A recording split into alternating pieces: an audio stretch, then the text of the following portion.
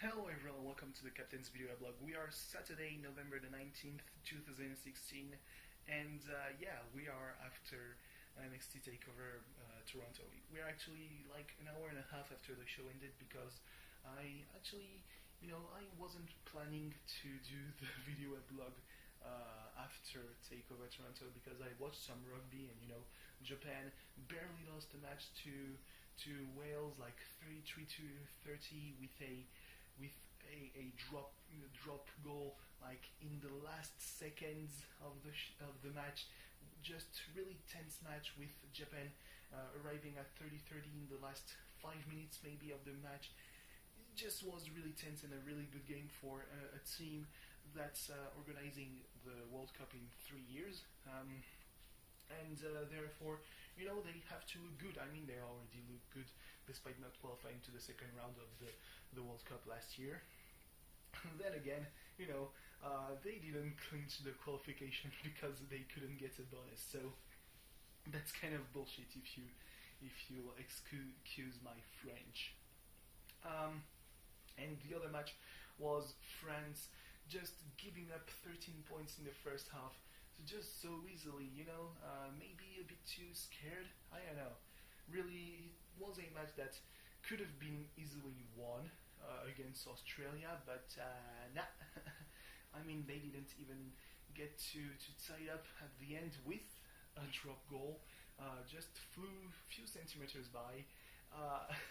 That's a fucking shame. So yeah, they lost 23 to 20. It was all an affair of 3 points. It's always the November tours for most big teams. Like 2 weeks ago, I think Ireland won against the All Blacks. New Zealand in Chicago. That's a huge change. Chicago was the first place where the All Blacks played in the US against the US last year, and it was a fucking rout. And this time around, well, they couldn't fucking do it. I mean, then again, Ireland are not a shit team like the USA, so yeah. But then again, I watched some anime after Takeover Toronto just to keep it all inside, all the excitement, to keep it really intact. And I mean, you gotta do it because holy shit, the show was fucking solid. Like, I don't know how the main roster will compete tomorrow. Like, there's been kind of a protest last year after Takeover Brooklyn because the main roster thought that they couldn't put on such an exciting show despite having 3 hours to do it.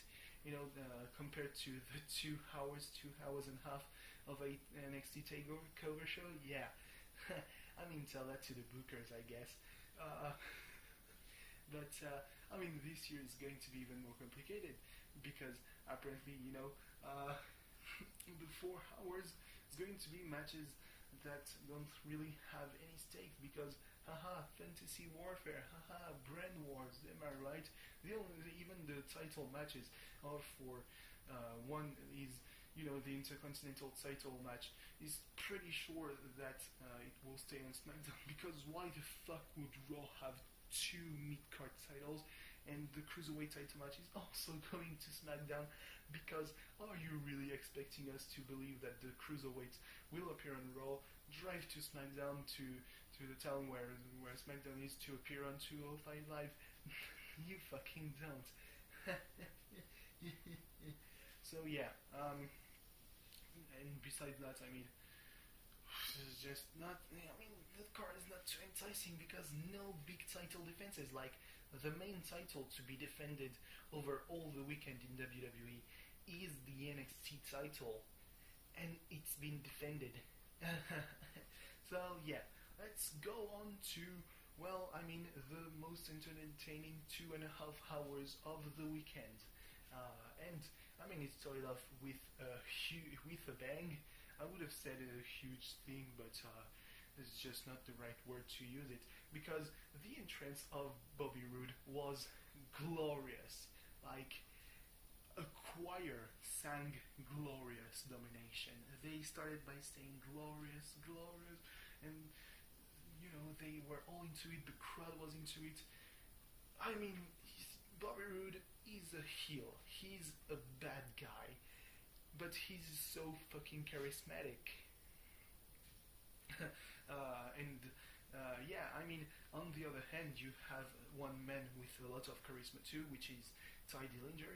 He got the perfect 10 gimmick over pretty much on his own. And I mean, the crowd was pretty much behind him. There were 10 signs pretty much everywhere in the crowd. People were chanting 10, 10, 10. There were glorious versus 10 chants erupting. Let's go Bobby, let's go Ty. Whoa, okay. So yeah, it was a battle of the Canadians. The sharpshooter didn't get the win because it's Survivor Series weekend. What are you expecting, really? But yeah, it was a great match. Just wonderful opener. Great match all around. The only more Canadian thing that could have happened would have been the crowd suddenly bursting into an "Oh Canada" chant. But no, they didn't do it. It would have been great though. I guess it kind of liked in that aspect. But still, great match. Bobby Roode won because obviously he seems, like he's going for a title push at one point, maybe early 2017. Who knows? But yeah, it shouldn't hurt Ty Dillinger too much. Just the thing that should be done would be giving him a big win at one point, maybe at Takeover in San Antonio before the Royal Rumble. But yeah, I do believe that at one point he will be NXT champion. Do I believe in a call-up? I kind of do want to believe in that.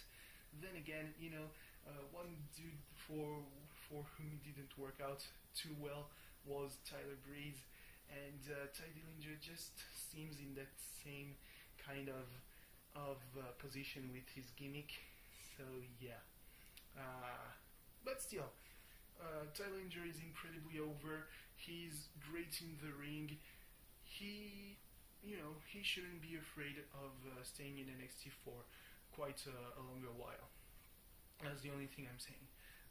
Then there was the Dusty Classic finals between TM61 and the Authors of Pain. Probably put both teams, especially TM61, on the card, despite the fact that it was apparently a plug for a toy, because Triple H tweeted a pic with the ring as it was set up, and the setup of the toy, the play toy thing, and it looked very similar, just down to the crane holding a cage over the ring. I mean, yeah, at least we had a very, very nice spot, maybe a bit too early into the match with Shane Thorne, the orange one, doing a leap onto the Authors of Pain at ringside. Crazy leap. He flipped and shit, and oh my god, he could have killed himself, really. Other spots included Nick Miller doing German suplexes to both Authors of Pain. Like, dude, what the fuck? How do you do that? I mean, go ahead, fucking kill yourself, but no. And Paul Ellering dropping a chain in the ring, and the chain, Razor, I think, wrapped the chain around his fist. But when he tried to punch Thorne, well, the chain flew into the audience, probably hitting someone in the first row. Oops. I mean, at the end of the day, the Authors of Pain tried to do their powerbomb sandwich, but got Hurricane Ranad into each other. They won the thing. Obviously, I want to say, yeah, maybe, but then it just made the gimmick look a bit ineffective, because if TM61 had won, would have been like, yeah, you see, Paul Ellering couldn't do his shit, so the good guys won. But there you were like, well, Paul Ellering couldn't do his thing, and his guy won anyway, I guess. But yeah, it was still a good match. It just wasn't takeover tier match. It would have main evented a normal episode of NXT. It just felt weird. Maybe it was to give a breather between the great opener and the awesome 2 out of 3 falls match between DIY and the Revival. Like, how do they get better every time they face each other? Like, their match at Takeover Brooklyn 2 was a classic. This one is probably one of the best matches of the year in the whole WWE, and it's probably on par with the Nakamura versus Sami Zayn match of Takeover Dallas. I know what that kind of things entails, but I do believe it. Amazing tag match, just the heel tag work of the Revival, cutting corners, distracting the ref to make him not see a tag, make him not see a pin, make him not see Scott Dawson holding the title close to his head so that Gargano has to bash his leg onto it, and despite that he got a cut on his forehead. Holding the trunks, the only redeeming quality they had in the match was just helping Gargano not kill himself, because on the setup to the first fall, Gargano jumped a bit too early, so Scott Dawson had to put him back down, and then they did the Shatter Machine because Dawson and Dash Wilder was a bit late to do his part of the thing. Just amazing false finishes,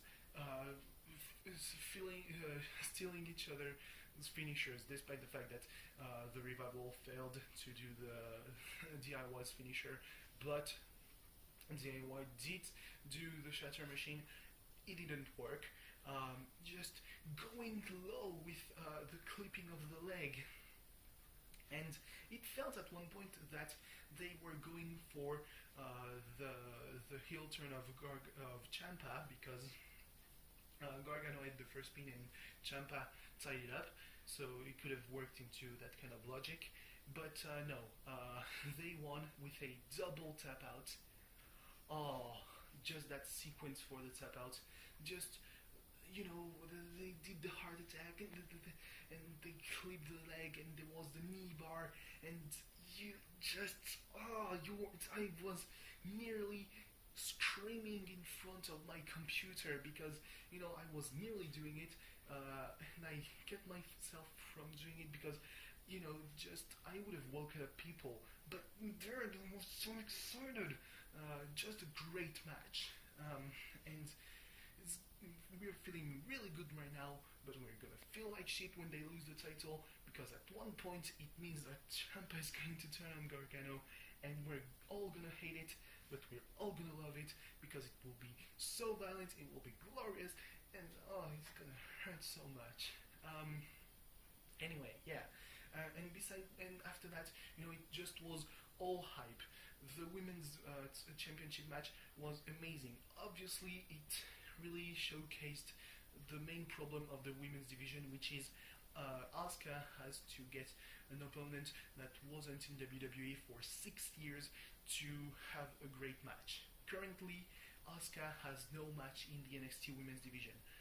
The NXT women's division has 2 months to have a clear contender to elevate herself, or 3 months actually, before Takeover in San Antonio.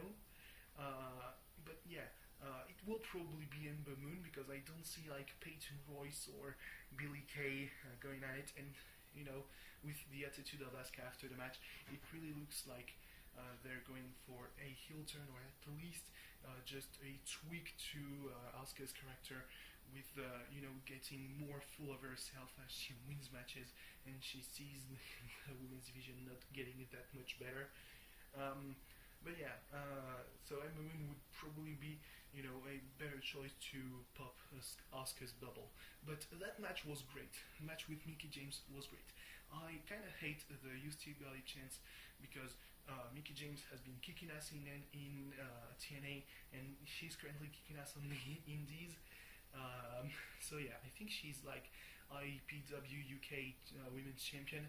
So yeah, just "You Still Got It" is just a bit hypocritical. It works with Goldust, who didn't wrestle a lot after the last time he left WWE. But still, it was a great match. Like, there were mind games that were, playing with each other's minds. I'm gonna sit on the rope. Please come in, and going under the bottom rope. Like, fuck you. And then Asuka was reciprocating the thing. Hey, come on, do it. And Mickie James was looking at her like, are you really doing that? And the ankle lock and the German suplex on the outside. Jesus, like, they didn't hold punches. It was a great wrestling match. I won't say a great women's wrestling match. It was a great wrestling match. Just period. Asuka won, obviously. Mickie James did an awesome job at putting her over.